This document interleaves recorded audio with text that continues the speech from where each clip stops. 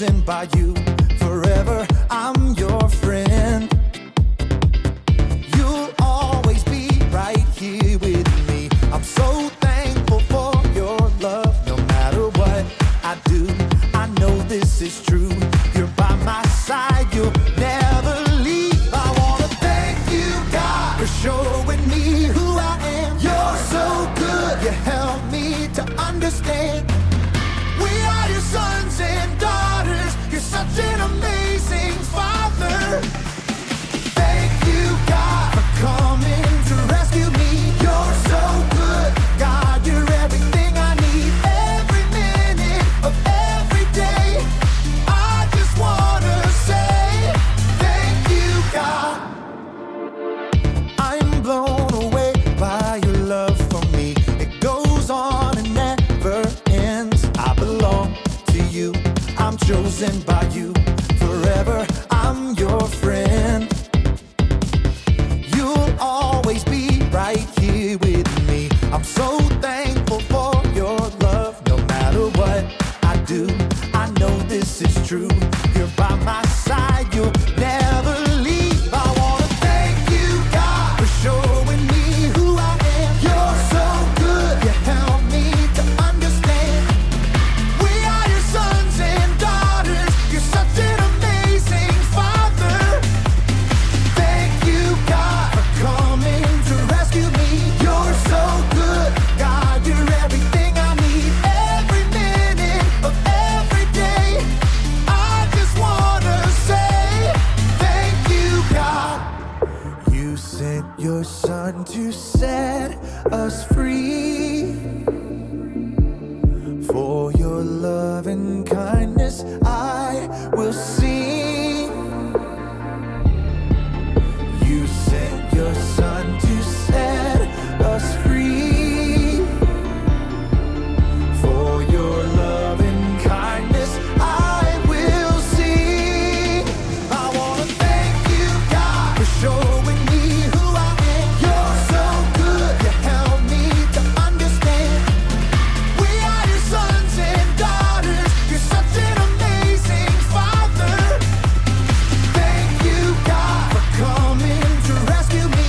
You're so good, God, you're everything I need. Every minute of every day, I just wanna say thank you, God. Kia ora everyone, and welcome back to Family Experience for our final week of April. We have loved spending this month with you guys and showing you how we can grow in humility. Humility is putting others first by giving up what you think you deserve. Now, it's not easy to put others first and show humility, but we can do it if we grow from the ground up.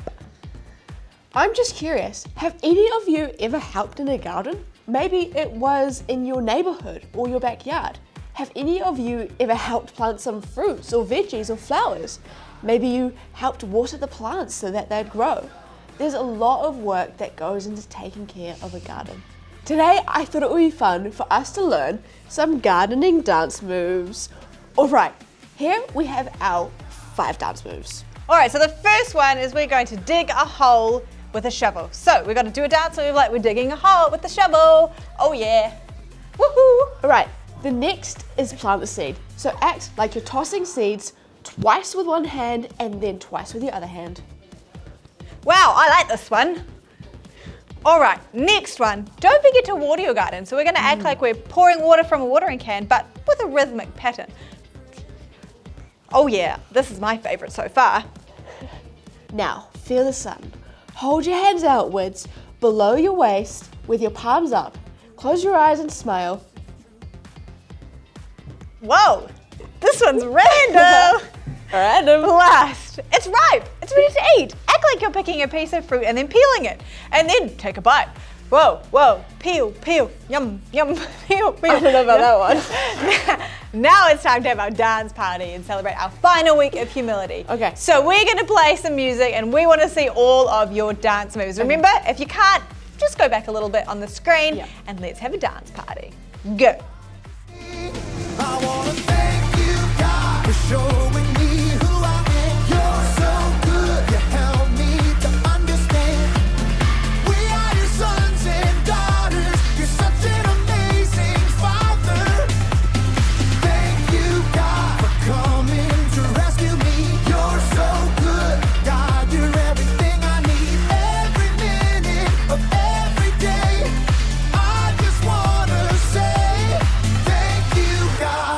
Wow, I am exhausted. Those garden moves were awesome. I just love getting to dance with you guys. I also love getting to learn with you guys. So hey, let's head to our Bible story for today and learn some more ways about how we can grow in our humility. Welcome to Story Lab. This week, we're talking about humility, while we take a look at the story of a really unusual breakfast.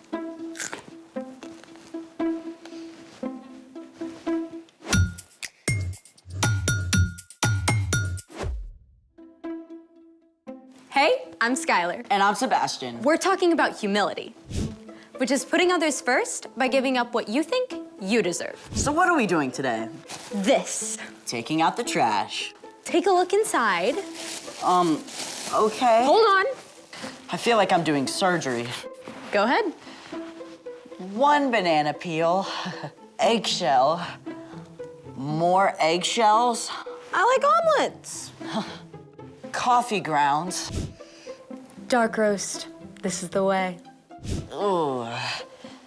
Why are we doing an archaeological dig of your breakfast? Not just my breakfast. Let me guess, you lost a contact? Nope. I give up. What do you see? A bunch of garbage. I see pure gold. I think you need to get your eyes checked. This stuff can turn into something amazing. What? Ta-da! Dirt. Not just any old dirt, compost. Compost is decayed organic matter used to fertilize and nourish garden soil. This stuff adds all kinds of nutrients. It can make plants grow like crazy. But how does all that turn into this? I'm so glad you asked. Let's make it. There are actually a bunch of ways to make compost. You can go outside and dig a hole about a foot deep, but you can also just compost on your kitchen counter with a bin like this. So you just dump the stuff into the bin and it turns to compost? Not quite. You need 2 ingredients for your compost recipe, greens and browns. I see green and I see brown. Actually, these are all greens. Fruit and veggie scraps, eggshells, tea bags, and coffee grounds are all greens because they have a lot of nitrogen in them. If you have this many greens, you need 3 times as many browns. Ooh, will these do? Nope. Browns are rich in carbon, stuff like shredded newspaper, dried leaves, and cardboard. We need to feed our compost with 1 part greens and 3 parts brown. I'm on it. All right, that's 1 green and then 3 brown.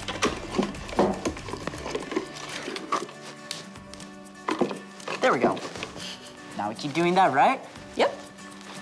2 2. and 3. 3. And then we need 1 of this. Yes. Well, it is basically garbage. That's it? Pretty much. You can feed your bin greens and browns, and with the right balance of carbon and nitrogen, it'll help it decompose quickly. And it also helps to turn it over every few days. What a cool way to turn something no one wants into dirt. Really helpful, awesome dirt. There's more than one way to make something good out of something not. It's time for... The story before the story. Today, we're in John, the 4th book in the New Testament. But before John, in the very beginning, out of a deep, deep love, God made an amazing world. But when people turned away from God, the world was broken. God made a plan to draw people back into relationship. So at the right time, God sent his very own son, Jesus, to come live among us. When Jesus grew up, he traveled from town to town, teaching and healing. But the religious leaders made plans to get rid of him. Jesus was crucified on a cross and died. But early Sunday morning, Jesus returned to life. Lots of his friends saw him. Which is where our story starts. Take it away. Hey everyone, I'm Chloe. Hey, Chloe. After Jesus defeated death, he appeared to Mary Magdalene and then to his closest friends, and lots of other followers too. We can only imagine how amazed and overjoyed they were, and how many questions they had, especially Peter.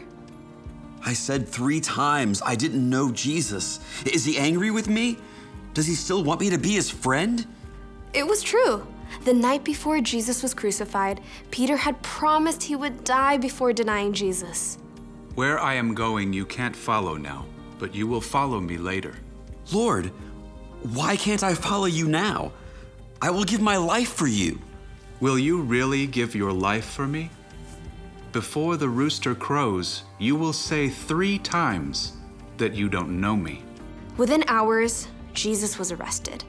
Many of Jesus' friends had fled, but Peter followed behind, trying to remain unnoticed.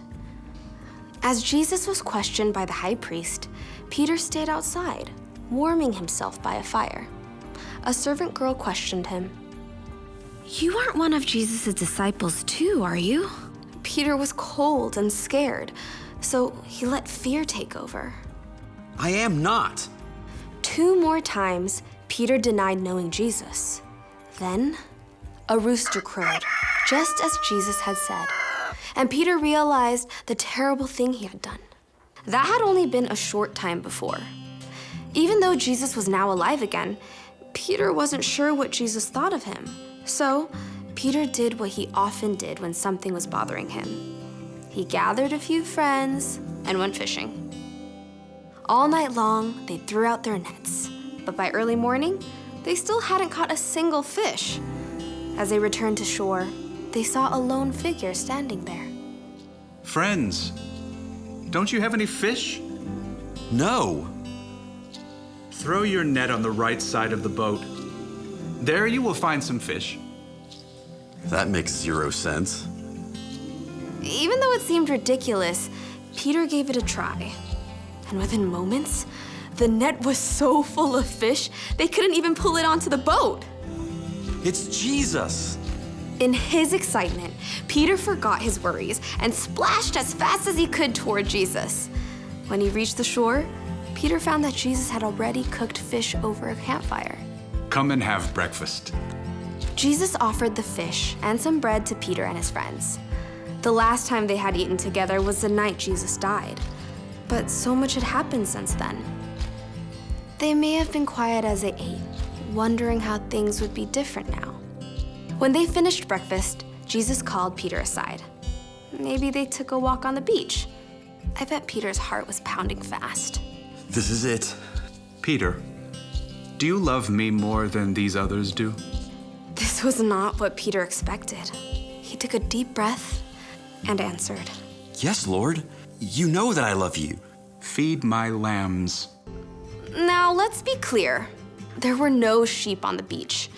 Jesus didn't mean for Peter to take some lambs out into a field of green grass.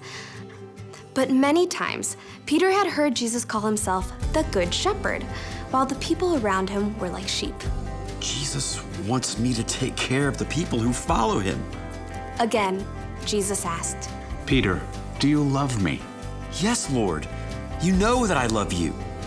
Take care of my sheep. Peter was getting anxious again. Why had Jesus asked a second time? Didn't Jesus believe him? A third time, Jesus asked, Peter, do you love me? Lord, you know all things. You know that I love you. Feed my sheep. Peter was frustrated that Jesus kept repeating this until he realized. Jesus has asked me 3 times if I love him. Maybe that's once for every time I said I didn't know him. Jesus had not only forgiven Peter, Jesus was inviting Peter to care for all the people who would follow Jesus now and in the years to come. Following Jesus wouldn't be easy, but it would be worth it. Every step of the way. The end. Wow, so Peter really messed up, but Jesus still loved him. Yeah, Jesus didn't leave him hanging. Exactly. Peter was the one who denied Jesus, but Jesus took time to make it right between them. So, what's our part in the story? Well, if someone wrongs you, it's super easy to stay mad. But even if you feel like you have a right to stay mad, humility means choosing to forgive and make things right. Maybe your friend didn't call and invite you to their house on Saturday like they said they would.